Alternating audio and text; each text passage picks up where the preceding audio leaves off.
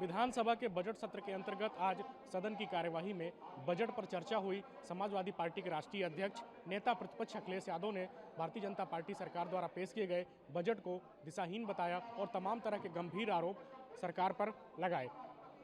राज्य सरकार में पिछड़ा वर्ग कल्याण मंत्री नरेंद्र कश्यप जी हैं। आज अखिलेश यादव ने कई गंभीर आरोप लगाए, बजट को दिशाहीन बताया और कहा कि काफ़ी पैसा डिलॉयट इंडिया जैसी कंपनी को फूका जा रहा है। क्या कहेंगे? श्री अखिलेश यादव जी नेता प्रतिपक्ष जब अपना भाषण कर रहे थे, मैं भी उस समय विधानसभा में पूरा भाषण उनको सुना और श्री अखिलेश यादव जी के भाषण में, पूरे भाषण में लगभग 1.5 घंटे का भाषण था, एक भी सरकार के बजट पर तर्क के साथ आरोप नहीं लगा सके। केवल जाति जनगणना की बात को दोहराना, ग्लोबल इन्वेस्टर समिट की बात को दोहराना और सरकार पर एक जो परंपरागत आरोप का एक प्रक्रिया होती है उसी को लगाते रहे। मुझे उनका पूरा भाषण सुनने के बाद ऐसा लगा कि सत्ता से हटने के बाद वो निराश हैं, वो हताश हैं। उनको शायद अब उत्तर प्रदेश के अंदर अपनी राजनीति का अस्तित्व कमजोर होता हुआ दिख रहा है, इसलिए उनकी बात में कोई दम नजर नहीं आया। मैं स्पष्ट करना चाहता हूं कि जिस जाति जनगणना की बात को उन्होंने आज रिपीट किया, ये चूंकि मैं मेंबर पार्लियामेंट रहा हूं, संसद में भी इस चीज को अनेकों बार हमने देखा है कि जाति जनगणना हो या जनसंख्या की जनगणना, ये अधिकार केंद्र सरकार के पास है। निश्चित मेरा मत है ये संवैधानिक व्यवस्था है और जब संवैधानिक व्यवस्था में जाति जनगणना केंद्र का मुद्दा है तो प्रदेश में उसकी मांग उठाना मैं समझता हूं तर्क संगत नहीं है। अगर श्री अखिलेश यादव जी इसको तर्क संगत मानते हो तो उनके सामने मौका था 2012 से 2017 का, वो जनगणना कराते ना, किसने मना किया? उनके पिता श्री मुलायम सिंह यादव जी 3 बार उत्तर प्रदेश के सीएम रहे, वो कराते, किसने रोका?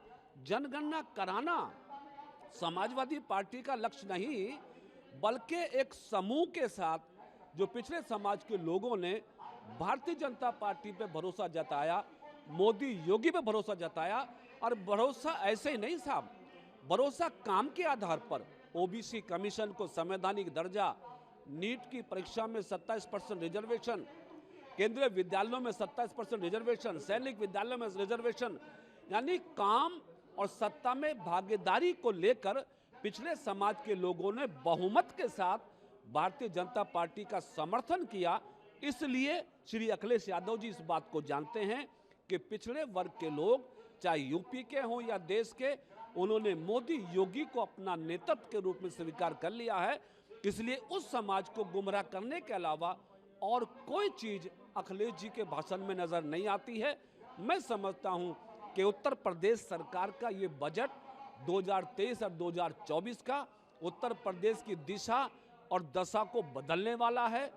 $1 ट्रिलियन बनाने का लक्ष्य जो हमारी सरकार ने, माननीय मुख्यमंत्री जी ने लिया, उसको पूरा करने वाला है। उत्तर प्रदेश की 25 करोड़ जनता की जनभावनाओं के अनुरूप आगे जाने वाला है। 2024 का लोकसभा चुनाव नजदीक है, सभी राजनीतिक दल तैयारी कर रहे हैं। अखिलेश यादव ने पिछड़ी जाति को अपने पक्ष में लाने को लेकर रामचरितमानस का स्वामी प्रसाद मौर्य के माध्यम से उठाया। आज उन्होंने सदन में कहा कि वो रामचरितमानस का विरोध नहीं करते, उस चौपाई का विरोध करते हैं और उन्होंने कहा कि शूद्र शब्द को लेकर उनकी आपत्ति थी, तो सदन में उन्होंने सवाल किया। तो इस पर आप क्या कहेंगे? आप पिछड़ा वर्ग कल्याण को लेकर मंत्री हैं और तमाम पिछड़ी जातियों में काम करते हैं। यही तो उनकी अल्टी पल्टी होती है ना। पहले समाजवादी लोग रामचरित्र की चौपाइयों पर सवाल उठाते हैं, अलगल टिप्पणियां करते हैं, और जब देश दुनिया के 100 करोड़ हिंदू उसका विरोध करते हैं तो ये बैकफुट पे आते हैं। आज कह रहे हैं कि हमने उसका विरोध नहीं किया। ये दोहरा चेहरा उत्तर प्रदेश की जनता देखती है, देश की जनता देखती है। रामचरितमानस किसी व्यक्ति विशेष का धार्मिक ग्रंथ नहीं है, ये एक बड़े समूह का ग्रंथ है। यदि उस पर कोई सवाल उठाएगा तो आवाज उठेगी, और आवाज उठेगी तो निश्चित है जवाबदेही होगी।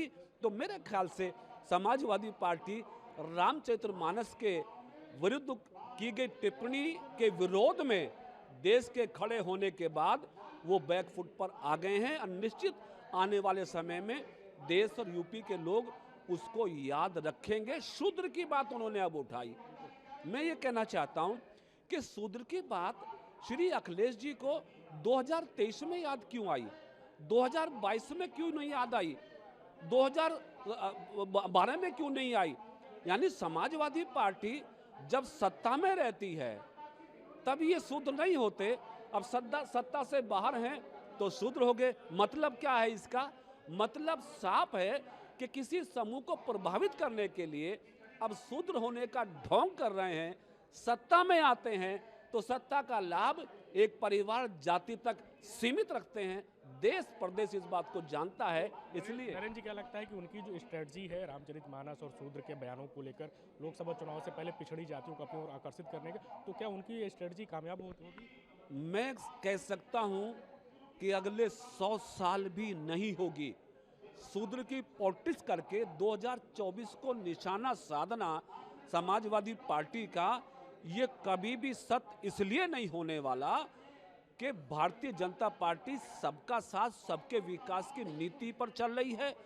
भारतीय जनता पार्टी के नेता आदरणीय प्रधानमंत्री नरेंद्र मोदी जी, प्रदेश के मुख्यमंत्री आदरणीय योगी जी ने पिछड़ों को सत्ता में, शासन में संवैधानिक अधिकारों को दिला के वो सब दे दिया है जिसकी अपेक्षा पिछड़े समाज के लोग करते थे। इसलिए 2024 में श्री अखिलेश यादव जी का अब कोई दाव नहीं चलने वाला है। मैं कह सकता हूं कि हम 2024 के लोकसभा के चुनाव में उत्तर प्रदेश के अंदर 2014 के चुनाव से भी अधिक सीट जीतकर मोदी जी को हैट्रिक के रूप में फिर पीएम बनाने वाले हैं। हमारा आखिरी सवाल, आप सरकार में मंत्री हो, नगर निकाय चुनाव को लेकर कोर्ट के डायरेक्शन में कमेटी का गठन किया गया था, उस कमेटी की रिपोर्ट कब तक पहुंचेगी और क्या स्थिति है नगर निकाय चुनाव के प्रदेश में? आयोग का क्षेत्राधिकार निष्पक्ष है, वो अपनी कार्रवाई लगातार प्रदेश में कर रहा है।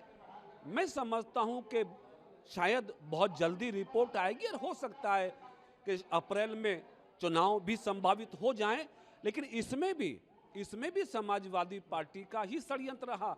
यदि चुनाव वो समय से हो गया होता तो बहुत सारे पिछले समाज के लोग मेयर बन जाते, अब तक नगर पालिका के चेयरमैन बन जाते, नगर पंचायत के अध्यक्ष बन जाते, बहुत सारे लोगों को पार्षद काउंसलर बनने का मौका मिलता, एक पॉलिटिकल एम्पावरमेंट होता।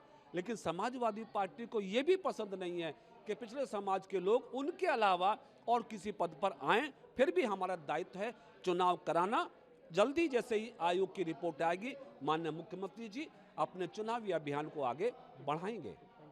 तो ये थे योगी सरकार के पिछड़ा वर्ग कल्याण मंत्री नरेंद्र कश्यप, जिन्होंने कई विषयों पर हमसे बात की और कहा कि समाजवादी पार्टी जिस प्रकार की साजिश कर रही है वह अपनी साजिश में सफल नहीं होगी। वीडियो जर्नलिस्ट विजय वर्मा के साथ धीरज त्रिपाठी, ETV भारत, लखनऊ।